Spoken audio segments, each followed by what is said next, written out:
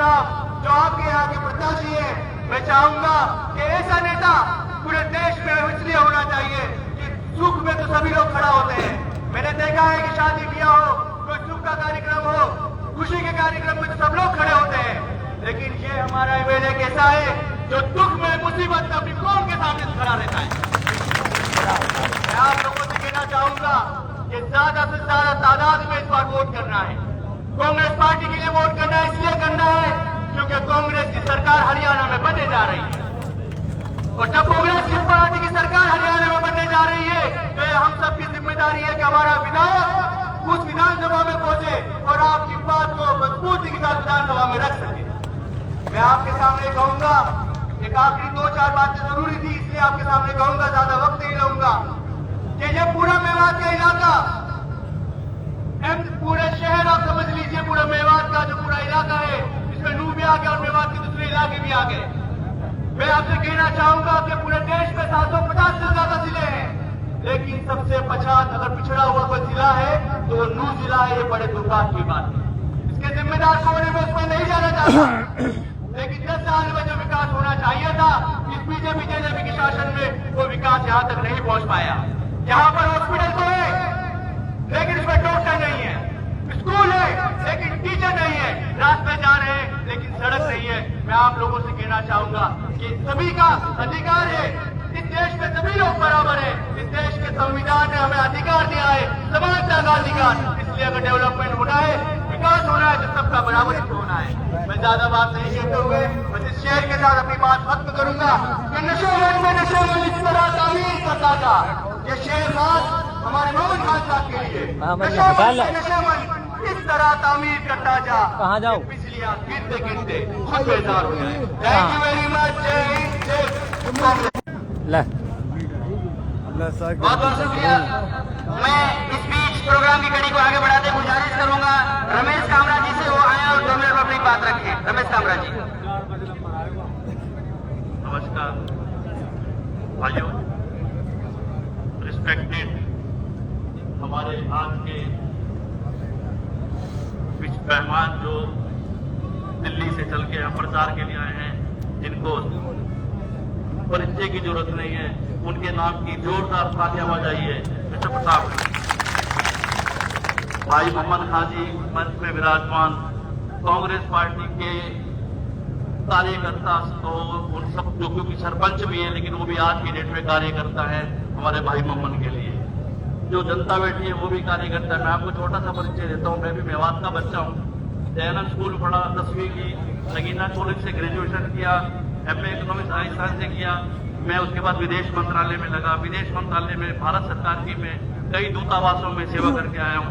3 साल दुबई रहा, 4 साल कुवैत रहा, 2 साल अफगानिस्तान रहा, 4 साल अमेरिका रहा, 3 साल इंग्लैंड रहा, 4 साल यूक्रेन रहा, 20 साल में विदेशों में भारतीय दूतावास में काम करके आया हूँ। विदेश मंत्रालय देखा जो हिंदुस्तान में जो कट्टरवाद हिंदू मुसलमान में दुश्मन करता है, इस लड़ाई में लड़ने के लिए मैं भाई मोहम्मद शाह के साथ हूँ, जो कि देशभक्ति के साथ हमारे लिए खड़ा हुआ है।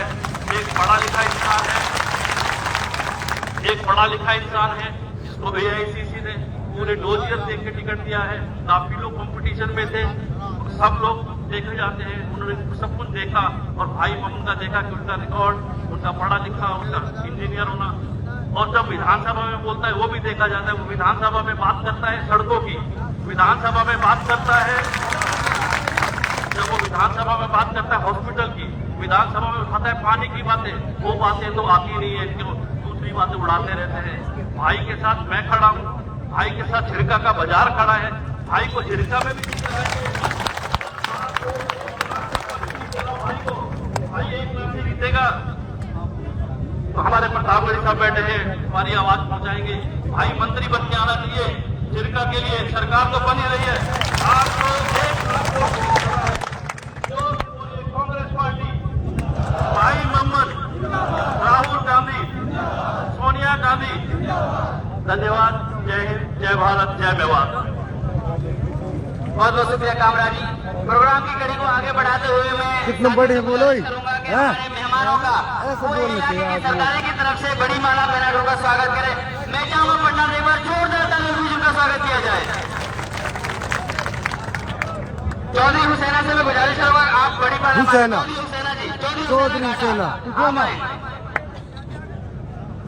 तारी चौधर तो ही हुसैन हाल पार ले बड़ा डोला थानेदार।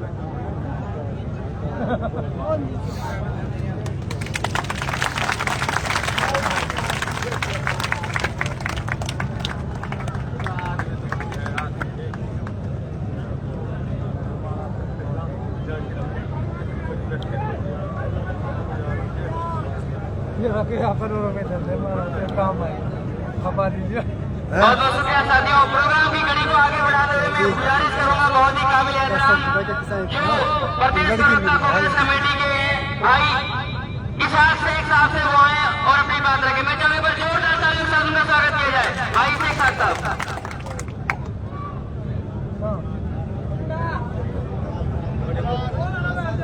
भाई अस्सलाम वालेकुम। आप ये मेरे भाइयों गुजराती में बोल रहा है कच्छा मछू। अगर खामोश नहीं रहोगे तो हमारी बात हम बहुत दूर से आए आप गुजरात से हो। पर हमारे भाई सी के चौधरी हुसैना जी से मैं दरखास्त करूंगा कि वो हमारे इमरान प्रतापगढ़ी का स्वागत माला डाल के स्वागत करें। ला आराज चल जाएगा मर रहा साके गति का जायज पर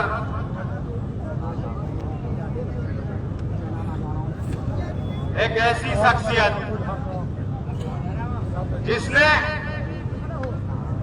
सियासत में रहकर अदब की नुमाइंदगी की और अदब में रहकर सियासत की नुमाइंदगी। भाई भैया ये लाला ये बहुत महंगा कलाकार हूँ यार, बहुत मुश्किल से आता हूँ।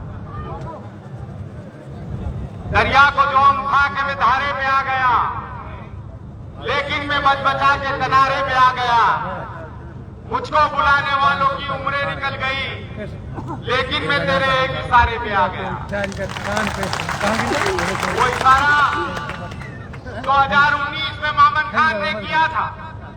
अब मैं आपके मेवात आया था आप इस जुनैद के दर्द को शरीक करने के लिए, रबर के दर्द में शिरकत करने के लिए, पहलू खान के घर जाने के लिए, इन तमाम गलियों में मेवात के इन दर्द में शिरकत कराने वाला अगर कोई शख्स मेवात से था और जो गुजरात के दर्द में शिरकत की थी वो कोई शख्स मेवात से था, उसका नाम मामन खान।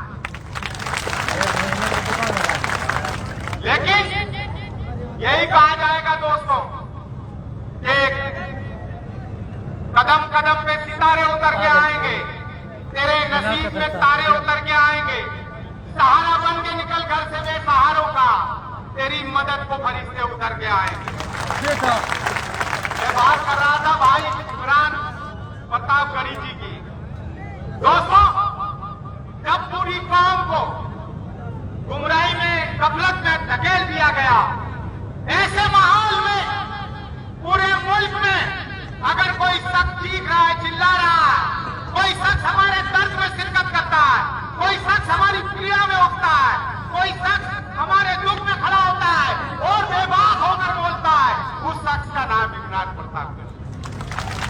ये इतनी बड़ी महफिल ये इसीलिए नहीं आई, डायस पर मामन खान ने उन लोगों को बुलाया जो हमेशा अपने समाज का, इंसानियत का दर्द अपने दिलों में लेकर घूमते हैं। इंसानियत के वास्ते लड़ने का वक्त है, अपने लहू से आग संवरने का वक्त है। इंसानियत हुसैन है, दौरे यजीद है, एक और करबला से गुजरने का वक्त है। यहां से सदाएं लगाई जा रही है कि 1 लाख से ज्यादा वोटों को मामन खान को जिताना है। दोस्तों याद रखना, मामन खान हमने 2019 में जो बातें की थी, 5 साल में मामन खान अपनी एक एक बातों पर खरा उतरा, एक एक चीजों पर खरा उतरा, अपने वो तमाम वादे इरादे लेकर इस इलाके की खिदमत करता रहा और जब वक्त आया समाज के लिए लड़ने का तो वो किसी के बाप से डरा नहीं, डरा क्योंकि डरा धमका के तुम हमसे वफा करने को कहते हो, कहीं तलवार से भी पांव का काट पता निकलता है। करने वाले लोग नहीं है दोस्तों। हजारों की 72 कभी भारी थे, दुश्मनों के चेहरे पर तुम्हारे खौफ जारी थे। तुम्ही ने तो साहिलों पे कस्तियां जलाई थी, तुमने अपने बाजुओं की तलवारें बनाई थी। कौन था वो जिसने तेरे खैबर को उखाड़ा था? अरे वो तुम ही थे। ये तुम्हें बताने आज आया हूँ, सोए हुए शेरों को जगाने आज आया। जागोगे कि नहीं जागोगे? व्यवहार